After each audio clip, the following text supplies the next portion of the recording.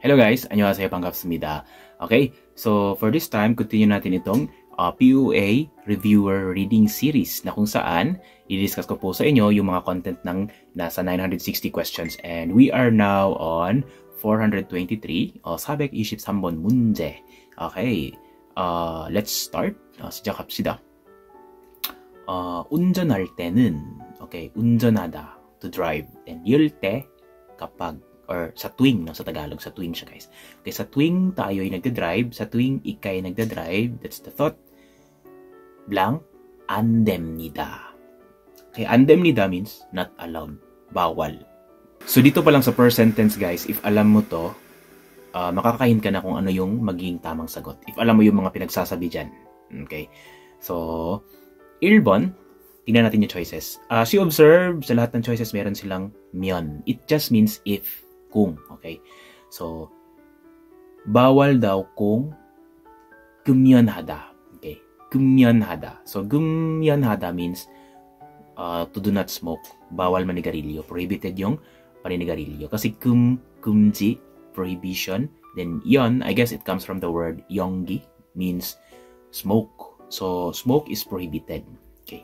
So, yung, if ilalagay mo siya sa blank, yung magiging thought ng buong sentence is, bawal ka daw kung hindi ka maninigarilyo. Okay, bawal daw kung hindi ka maninigarilyo. Bawal daw i-prohibit yung smoke. Okay, that's the thought and it sounds complicated, guys. So, we are looking for the word na may connection po sa 운전하다, to drive. And smoke, wala siyang masyadong connection. Meron naman, pero wala siyang direct. Okay, maghanap muna tayo ng may pinaka-strong connection. Okay, so 1번, 틀립니다, 여러분. No? mali. 2번, 흡연하다. Okay, 흡연하면 안 됩니다. So, you are not allowed or dapat hindi ka maninigarilyo. 흡연하다 kasi guys is to smoke. Okay, 흡연. Okay, so when you're driving. Okay, so that's the thought. Wala din siyang direct connection sa pagdadrive guys. Although it's not advisable naman talaga na magsisigarilyo ka kapag nagdadrive, but let's look for the word talaga na may strong connection. I guess it's number 3. Alam ko na alam ng iba. Okay? So, 과속하면. 과 kasi guys means from the word 과하다 means to be excessive. No? Sobra. Then, 속 from the word 속도 means yes, to speed, no? Speed, 속도.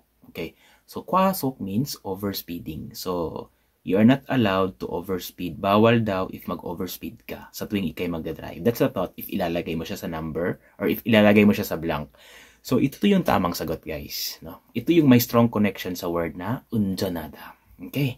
So, dito pa lang sa first sentence, nakuha na natin yung tamang sagot. Okay. So, 과식하면 means 과하다 again. 과하다 means to be excessive, sobra. Then 식, 식사, related sa food. No? So, 과식 means overeating. So, you are not allowed to overeat when you're driving. 이것도 상관없습니다, 여러분. 상관없습니다. So, mali siya, guys. Okay? Okay, so that's the beauty if marami kang baon na vocabs. No? Kasi magagamit mo yung mga techniques na mabilisan kapag marami kang baon na vocabs. Okay? So, magbaon kayo ng maraming vocabs, guys. Okay? Also grammars. And mapapractice mo yon kapag ikay nagsasagot ng mga ganitong tanong. Okay? Mas mahahasa ka. Okay? So, yung remaining part, basahin pa rin natin. No? 너무 빨리 달리면. Okay? So, if you run too fast, that's the meaning. Okay? 사고가 나기 쉽기 때문입니다. Okay, so it is because 사고가 나다 means to have an accident. 쉽다, easy. So meaning, dahil daw, madali lang magkaroon ng accident, that's the thought, if ikay tatakbo ng mabilis, ng sobrang bilis. Okay. To, also, 정해진 속도. Okay, 정해진 속도, 정하다. Okay, so it means prescribe or yung limit, no? So 정해진 속도, let's make it ano na lang guys, speed limit, no? 속도 kasi speed, then 정해진 prescribe or just the limit, no? 정해진 속도 이상으로, okay, 이상으로 means 이상, above. Okay, so if you go beyond the speed limit, that's the thought.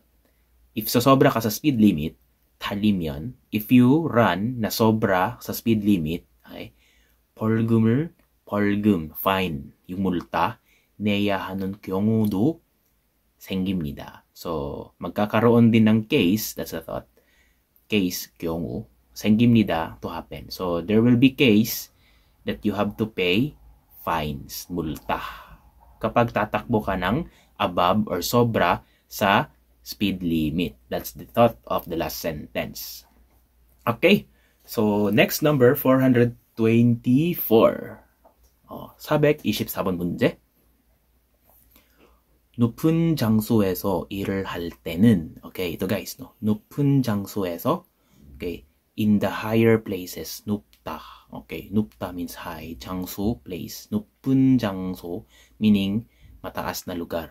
Okay, 일을 할 때, sa tuwing ikay magtatrabaho sa mataas na lugar. So, ano yung related the word dito? Okay, dito lang makukuha mo na uli yung tamang sagot. Okay? Sige daw, try natin guys. 1번, number 1. 폭발. Okay, 폭발 means to explode, no? puputok. So, 폭발에 위험이 있습니다. Okay, 위험이 있습니다. May kadelikaduhan. Okay, that's the thought. 있습니다 meron. 위험 means danger. So, there will be danger or delikado daw. May magkakaroon ng pagputok. That's the thought, no? Okay, so ang pangit kasi i-translate sa ano guys, sa literal na, kung i-word by word mo, ang pangit siya i-translate sa Tagalog. So magkakaroon daw ng pagkakadelikado ng pagputok. Okay, that's the thought. Kung literal na translation. Kapag ikaw ay magtatrabaho sa matataas na lugar, anong puputok doon? Huh? 1번, 아닙니다. Mali siya guys. Okay, number 2, 충돌. Okay, 충돌 means yung magbanggaan. Anong magbanggaan doon? Okay, so 2번도 상관없습니다. Okay, 3번 감전, electricity. It talks about electricity guys, no? Okay, so 이것도 아닙니다. Electric shock. Okay, ganun. Wala. 추락. Okay, if alam niyo itong 추락, wala na. Kuha mo na yung tamang sagot. Sa first sentence pa lang, kahit na hindi mo basahin yung buong sentence, dyan pa lang sa una, dyan, 높은 장소, mataas na lugar. Ano pa pwedeng mangyari sa matataas na lugar? 추락. Okay. 추락 means mahulog. Okay. 추락에 위험이 있습니다. So, meron daw kadelikaduhan ng pagkahulog. Okay. Kapag ikay magtatrabaho sa matataas na lugar. That's the thought. So, therefore, number 4 yung tamang sagot. Okay, di ba ang dali lang niya guys?